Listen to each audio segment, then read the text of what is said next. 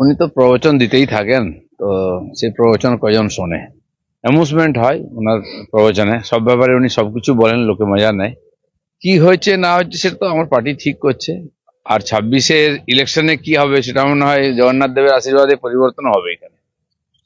যে জোনগুলো ভাগ করা হলো তার মধ্যে আপনাকে যে জোনের দায়িত্ব দেওয়া হবে বলে এখনো পর্যন্ত রাজনৈতিক মহল মনে করছে, সেই জোনের মধ্যে অন্তত খুব গুরুত্বপূর্ণ 35টি বিধানসভা কেন্দ্র আছে, যেগুলোতে একেবারে নেক টু নেক ফাইট হবে এবং আপনাদের সর্বশক্তি দিয়ে ঝাঁপিয়ে পড়তে হবে। আপনি এর আগে যখন অতীতে নিজে ফিজিক্যালি ভোটে লড়েছেন, তখন এক ধরনের দায়িত্ব নিয়েছেন, সেখানে আপনি প্রতিদিন মাটি কামড়ে পড়ে থেকেছেন। কিন্তু এখন শুধুমাত্র আপনার নিজের আসন নয়, আপনাকে অ্যাডিশনালি অন্য প্রার্থীদেরও জেতানোর দায়িত্ব দেওয়া হচ্ছে আংশিকভাবে।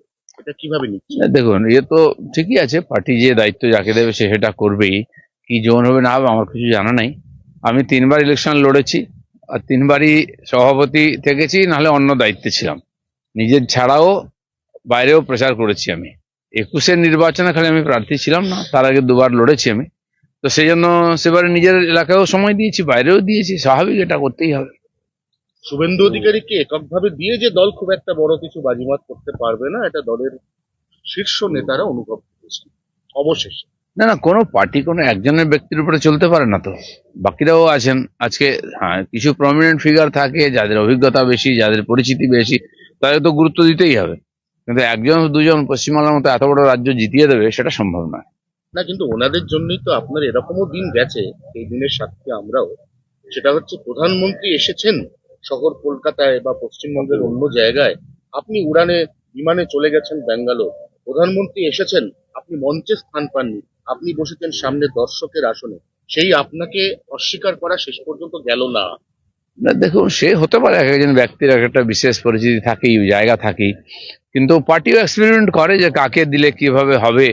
তখন তার ইলেকশন লড়তে হয়নি, পার্টি ভেবেছিল যে বিভিন্ন মুখকে আমরা একবার করে প্র্যাকটিস করি, তাদের সামনে আনি, মানুষ কিভাবে রিয়াক্ট করে। তো সেটা দেখার পরে তারা ডিসিশন জানিয়েছে, এখন ইলেকশনে এখন যে সবাইকে নিয়েই লড়তে হবে, লড়াতে হবে। আমার মনে হয় সেই প্রক্রিয়া চলেছে।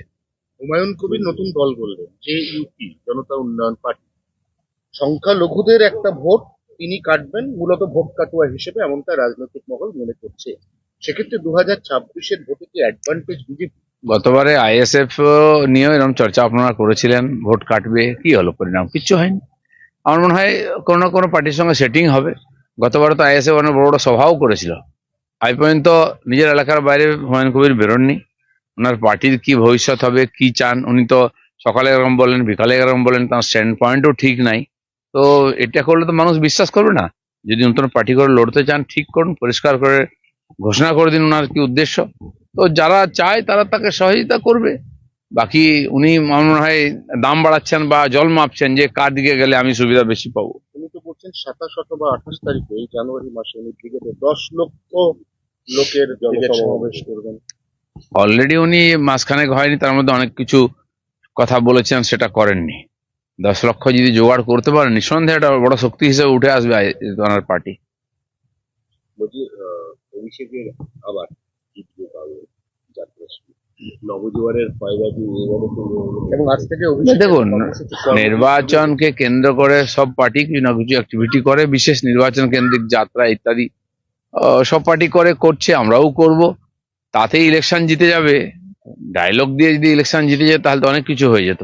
এক সময় জবাব দিতেই হয়। সিপিএম যখন জিতছিল লোকে হয়েছিল অজেয়, কেউ হারাতে পারবে না। আর এমন